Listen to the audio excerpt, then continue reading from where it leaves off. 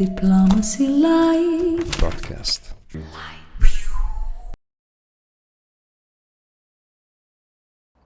Welcome to the 9th episode of the DiplomacyLight podcast.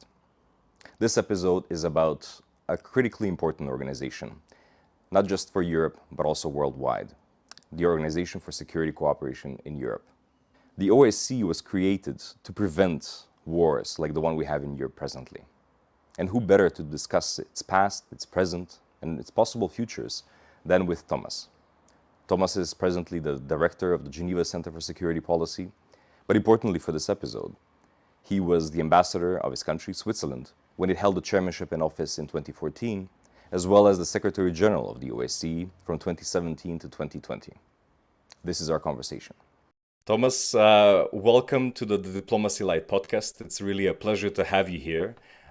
For our viewers, I would say that there are few people in the world who know better, who know as much the Organization for Security Cooperation in Europe as Thomas, and certainly I would say none that know it better. So it's really a pleasure to have a conversation about multilateralism in general, to which we will come to the end, but really to look at a key organization, not just for European security, but really an exemplary one in the world. Thomas, if we can start with just a more general historical timeline of the different stages, perhaps, of the OSCE. It has started in a polarized time. It has started perhaps in a time of high tensions. Really, we may be witnessing something akin to that today, but really at that time, there were people looking up in the skies if they could see missiles going over. Then perhaps a period of détente period, and this is the moment that was used perhaps to create the OSCE.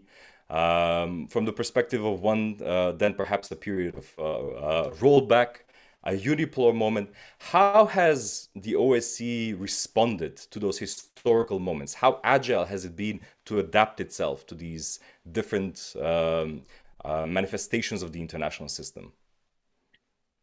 Well, first of all, Ljupco, thank you so much for having me in your talk.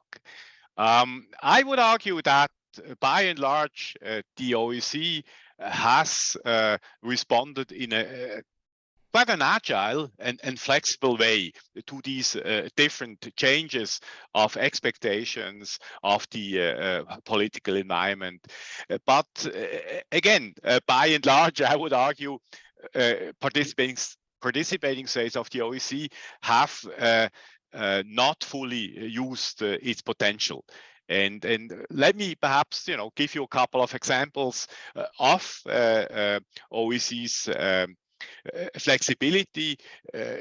For instance, after the Balkans War, the Balkan Wars, I think the OSCE managed quite skillfully to contribute to institution building in terms of strengthening rule of law, democratic institutions, so respect for human rights, but also the capacities of states in the Western Balkans to respond to different security threats, not least to preventing violent extremism.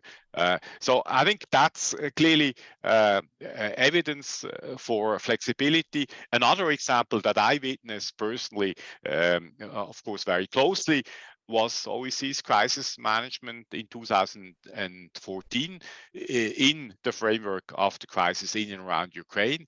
And I think 2014-15, the OSCE did a successful job, not in resolving, unfortunately, the conflict in the Donbass, but at least in preventing an escalation of the conflict.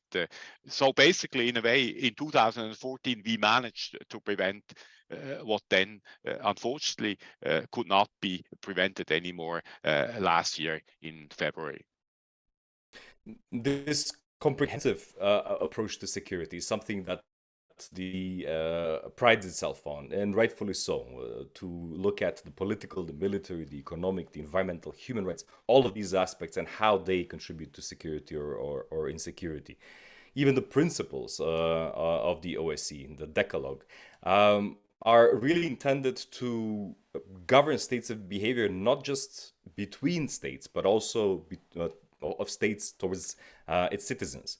But it's a compromise, isn't it? It's a compromise of how different states, East and West at that time, were looking into the OSCE and and how it could contribute to their security. How has this compromise as well kind of evolved over time? And has it could it be said perhaps that even the current crises, some other crises, are the result of unmet expectations of the time of that compromise? You're absolutely right. I think from the very beginning of the CSE, that is basically with the Helsinki Final Act, the political rationale of the CSE and then later the OSCE was a political compromise on different dimensions, or initially they were called baskets of security, ranging from hard security to aspects in economic, in environmental aspects, to what is called today the human dimension, where we talk about democratic institutions, rule of law, and human rights. And I think that was the strength of the CSE process, that there was this political compromise that was underlying the entire CSE process. And I think also in the early days of the OSCE, this compromise still held and was crucial for the relevance and the functioning of the OSCE. Unfortunately, I would argue over the last 15, 20 years, the OSCE then lost its relevance when it came to what is called the first dimension, that is mainly hard security, political, military aspects of security. These aspects of security were more and more dealt with in other organizations, and the OSCE lost its relevance in dealing with these issues, and this, I think, did indeed contribute, at least to an extent, to the situation that we witnessed in the most recent years, a situation of polarization and a situation of opportunities missed to manage raising tensions among the key stakeholders of European security. If we can even be more specific in terms of, well, let me say it outright. Can it be said, both in describing the OSCE, but also in a general sense, that perhaps the current crises, including the war in Ukraine, are really a failure to establish a European security architecture that includes Russia as an integral part? We do not know for certain, since we cannot rerun historical processes by changing one or two parameters. But it's a fact that at the end of the Cold War, some did hope that the CSE would turn into the sole European security organization, and those that held these hopes, they were clearly disappointed. And while we have no certainty about how history would have developed differently, I would think that a stronger role given to the OSCE could have prevented some of the polarization, could have helped us use some of the opportunities that we had in terms of arms control, in terms of managing tensions. Indeed, I would tend to believe that a stronger OEC could have helped us prevent conflict in Europe. So as we approach right now, you mentioned the Helsinki Final Act. We are approaching the 50th anniversary in 2025 of it. We seem to be back to the levels of distrust that perhaps directly preceded or succeeded this period of détente. One can look at both the 60s and the 80s as an example of it. Do you think it is possible to have enough trust as things are? It's certainly dependent on how things develop, perhaps even this year. But do you think it's possible to have enough real trust or will to compromise and to truly reaffirm the principle of the Decalogue during the Helsinki Final Act anniversary in 2025? Look, clearly not under current circumstances. Right now, I think deterrence is dominating European security, and for very understandable reasons. And I think for the time being, we see no trace of détente. We see no trace of a will to reintroduce some elements of cooperative security to the European security order.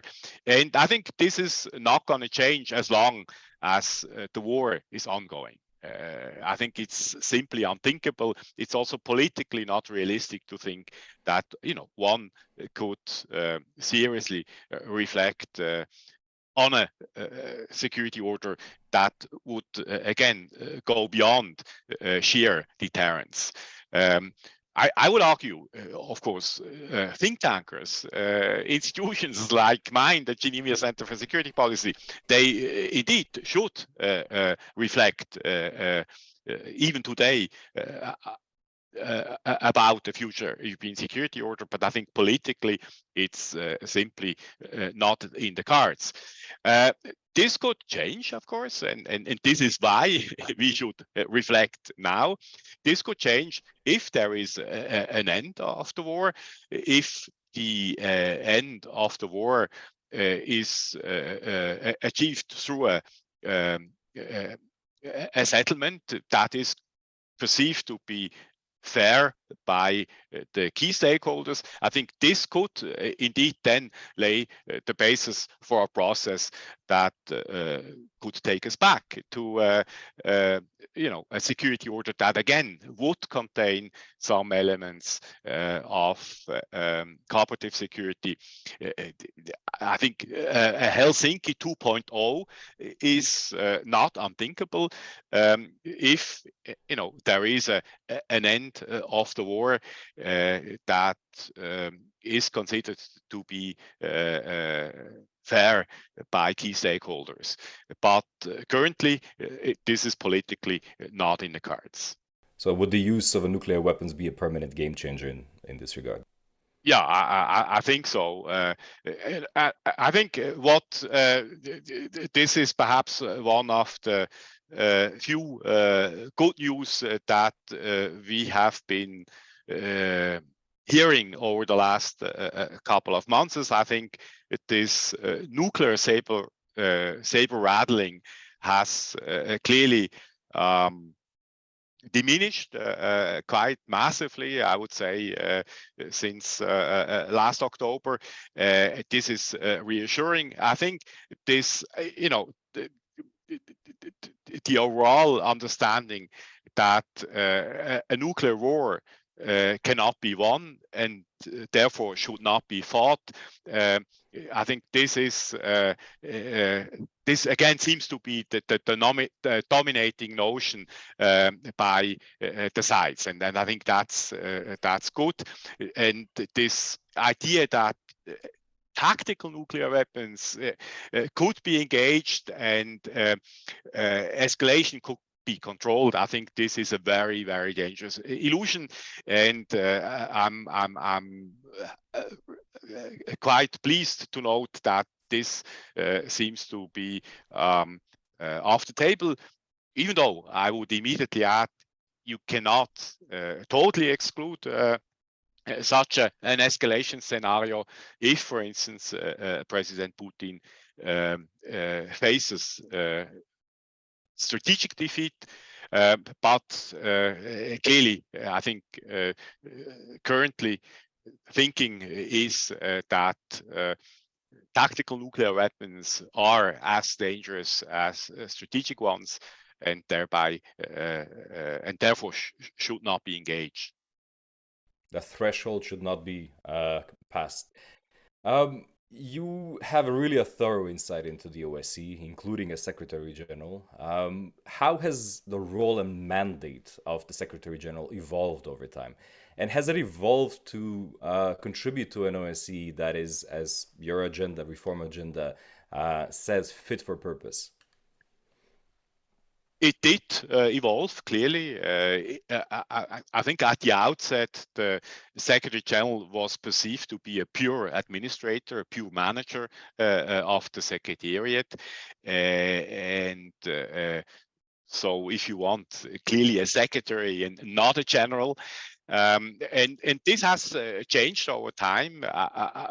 My sense was during my tenure as Secretary General that a clear majority of participating states expect an active Secretary General that also plays an active role when it comes to the diplomatic and political functions of the Secretary General.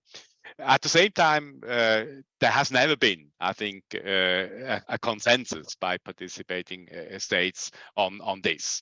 There is a relatively small group of countries, mainly Western countries, that do believe that the Secretary General should mainly be a manager, and that diplomatic political tasks should be left to the chair in office. But again, I think the mainstream in the OSCE expects from the Secretary General a very active role. Now, I would say when we want to keep the OSCE as an organization that is capable, of implementing its tasks, then of course it's necessary to reform the organization, and including its organizational and managerial aspects, and this, I think, is only possible if you give the Secretary General the space to do so. There is, superficially speaking, an understanding among states that the Secretary General is the manager of the organization, and this is uncontested, but in reality there is a lot of micromanagement. And as I could see when I tried to implement the fit for purpose agenda, I met a lot of resistance, at least by some participating states, also when it came to more managerial issues, human resource policies, the budget process, you name it. There was also, when it came to these more managerial and organizational roles of the organization, of the Secretary General, there was a certain resistance. I think when it comes to the diplomatic role, again, there is a mainstream expectation that the SG should be active, assume an active diplomatic role. I wouldn't,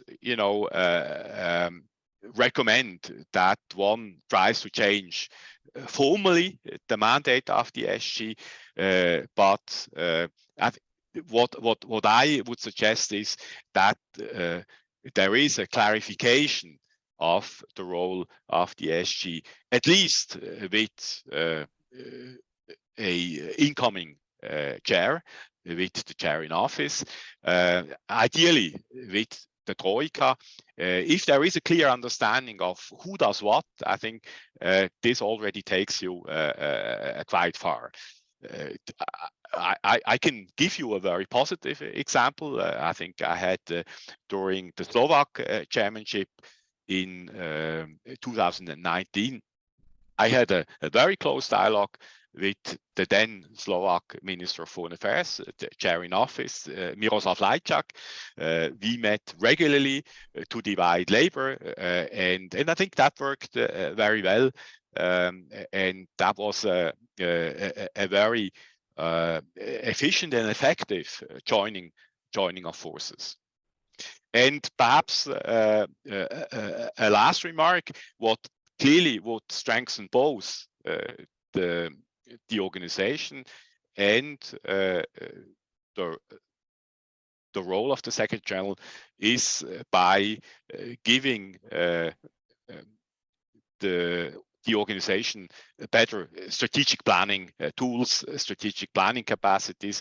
When you compare the OSCE with other international organizations, you have to conclude that it is extremely poorly equipped, and particularly in an organization, where you have annually changing chairs that all have a 12 months time horizon. It's very important that you have a capacity to plan the medium term, to have a strategic planning capacity.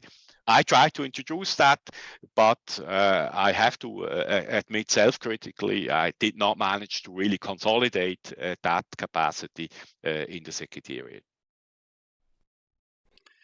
You speak of a concept, an idea that is a part of the OSCE. You mentioned it in your Fit for Purpose, this idea of cooperative security. It seems that even the idea of collective security, which is the basis perhaps of the peace and the international system, the multilateral system since World War II, is challenged at times. These are difficult times, to say the least.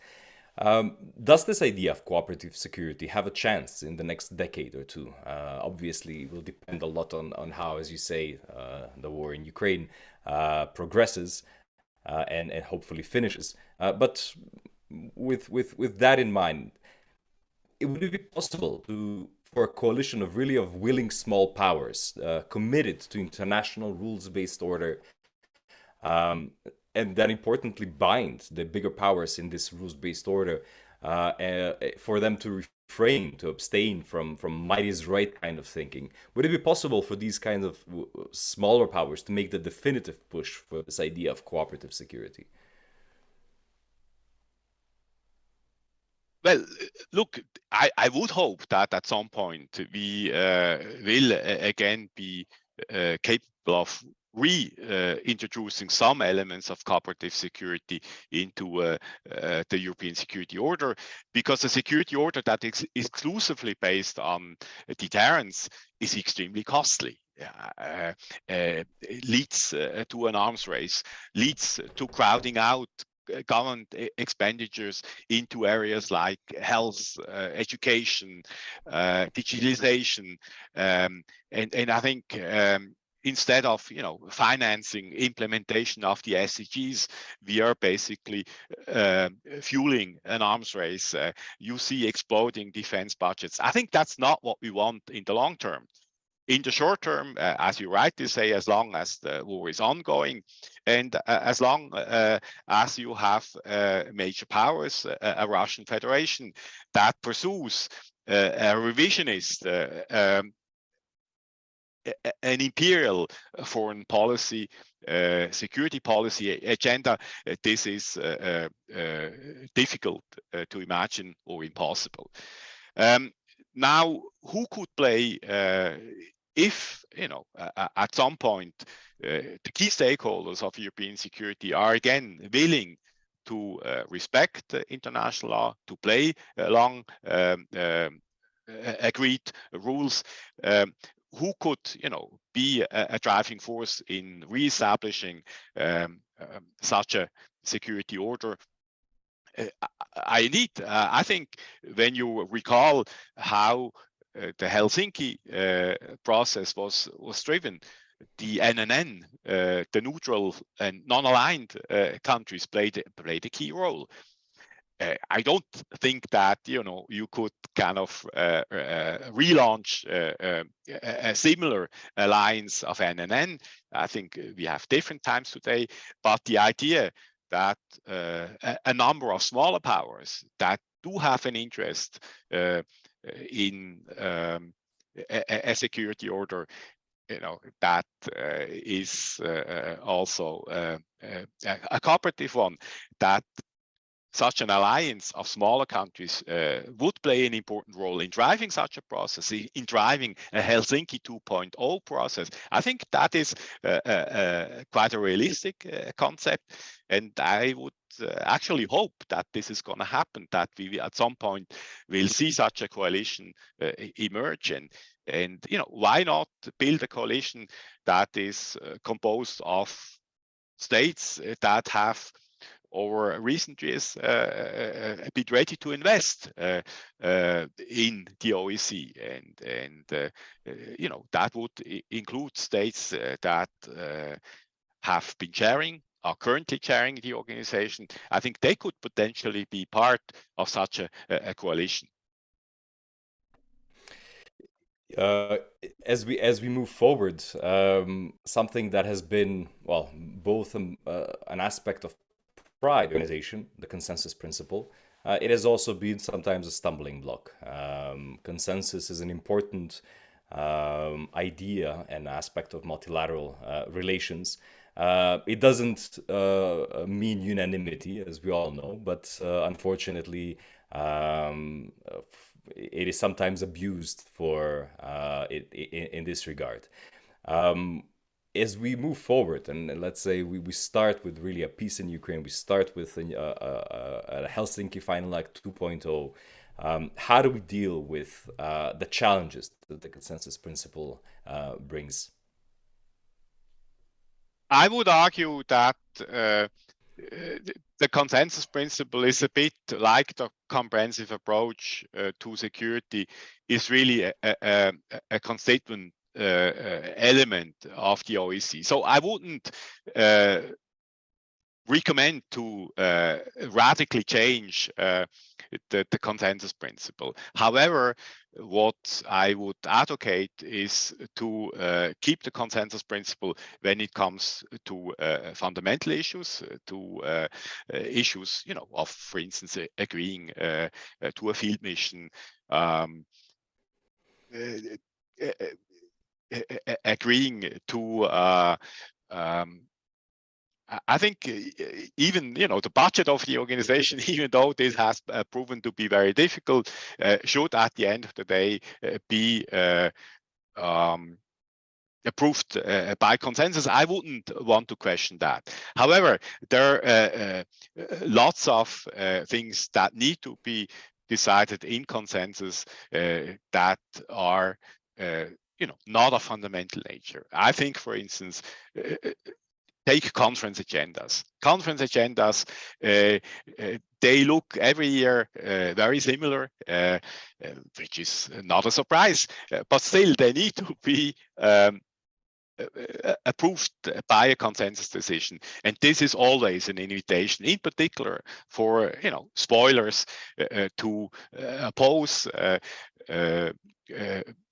a decision on the agenda of, let's say, the human dimension implementation meeting of the annual security review conference, by insisting on very, very specific vested interests.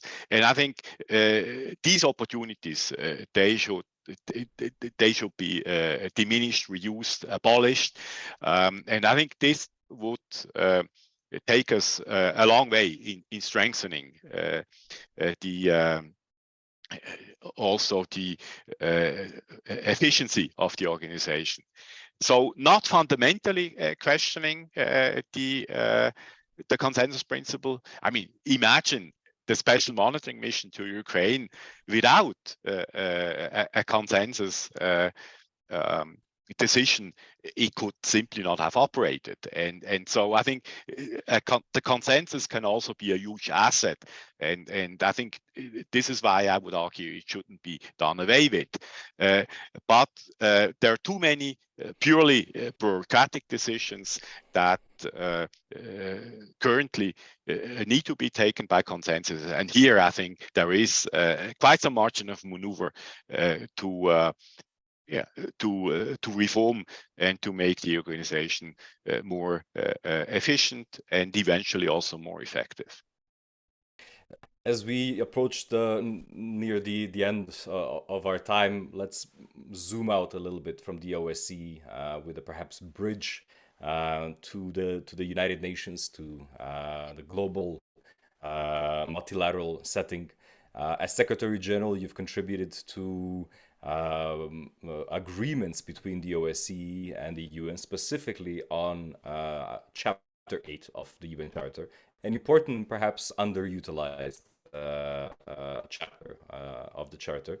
If I may share with a friend of mine, we were once half jokingly, kind of brainstorming of what a possible reform of the Security Council might look like, because it's always looking at different states. But perhaps even Chapter 8 is a bridge to this reform of the Security Council. At the moment, these kinds of things are a pipe dream. But the idea is that instead of having new members, new states, to have international organizations that are members of the Security Council, 6 of them, to have a total of 11.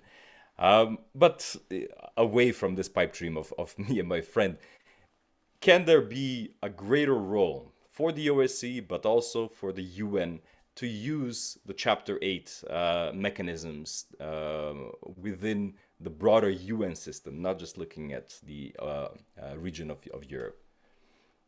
I think in theory, definitely. And that's also what I try to work towards. But of course, this would depend on a regional organization that is capable of taking decisions, capable of implementing decisions. This was the case, for instance, again, coming back to the management of the crisis in around Ukraine.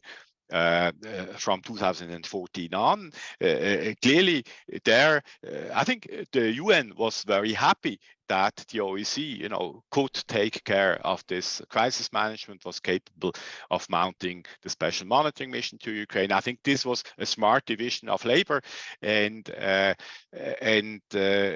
think was made a lot of sense. But under current circumstances, I'm not even sure, if the OSCE would have enough political support, trust to again assume a ceasefire monitoring role. So I think it really also depends on a functioning regional organization if we want to implement Chapter 8 of the UN Charter. But I think as a perspective, as a vision, it's very important. What I think what we managed to achieve over the last few years was perhaps at first sight not particularly spectacular, but still very important. For instance, we got the OSCE to get access to UN contracts, and this allows us to save millions and millions of euros in the OSCE budget. We managed to get the OSCE access to trainings of the UN. Again, saving lots of taxpayer money and making international organizations more efficient. And I think here you would still have quite some potential to improve cooperation between regional organizations and the UN in areas that are politically not particularly spectacular, but would make a lot of sense in also making multilateralism more performing. Multilateralists like you and I know the value of multilateralism. It has contributed greatly to peace and security, to development, economic development, to human rights over the past 7.5 decades, longer even if one looks a broader view. But it seems that multilateralism is really under pressure, not just because of more power structures that are defined through, might is right kind of thinking, but also within the institutions of multilateralism. There's from positive aspects such as multi-stakeholderism and islands of cooperation to some ambiguous new terms like minilateralism, or something that in the WTO has been used a lot, plurilateralism. Will multilateralism survive and evolve, or do you think there's like too much rigidity in those structures in order for it to really evolve properly in the coming decades? I think there are different aspects that I would like to consider. Clearly, a political commitment to use a multilateral organization to also, be ready to engage in time-consuming processes, in processes where, major powers do not have full control. This political commitment has been less and less over the last decade or so, right? And this clearly led to a questioning of multilateral institutions, an undermining of institutions, and often in parallel, this is also then felt when it comes to resourcing multilateral organizations. So unilateral approaches, bilateral approaches, minilateral approaches, whereby a relatively limited set of interests by a rather homogeneous, like-minded group of countries are pursued, seem to be more promising, more efficient, and perhaps this is understandable in a short-term perspective. But in a longer-term perspective, I think there are too many issues where you want to have everybody on board, where you don't want to have a quick consensus among like-minded, but where it is key to also, bridge the gaps between non-like-minded communities, and this is why, and I think this is basically true for all major challenges that our planet currently faces, from security to climate change. I think these big issues, they cannot be solved in smaller like-minded groups, and for this we need genuine multilateral approaches, and I think we do again need enlightened political leaders that engage and believe in such approaches. At the same time, I would also argue many multilateral institutions, they have been created a long time ago, some immediately after World War II, and many, when it comes to organization, management, they are still very much in a 20th century mindset. And of course, this needs to be changed. And for instance, I tried to bring the OSCE Secretariat from the 20th to the 21st century by, for instance, digitalizing most of the management processes. And I think that, by the way, I think I managed to do to quite an extent. Here, there was less margin of participating states to kind of block this process.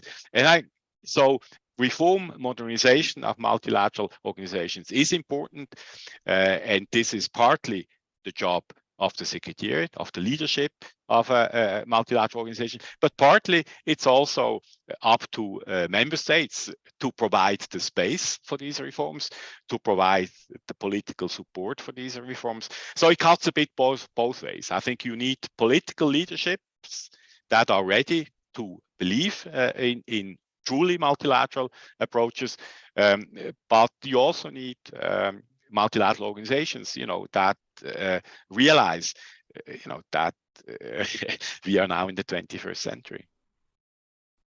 Thomas, you did a lot more than just digitize the OSCE. Anyone who follows and has followed what the organization does and over the past few years knows your immense contribution to it, including through the Fit for Purpose agenda and including through your leadership. Thank you very much for coming on the DiplomacyLight podcast. I think your call for an enlightened diplomacy is really a fit time for to end this discussion. It has really been a pleasure to have it. Thank you, Thomas.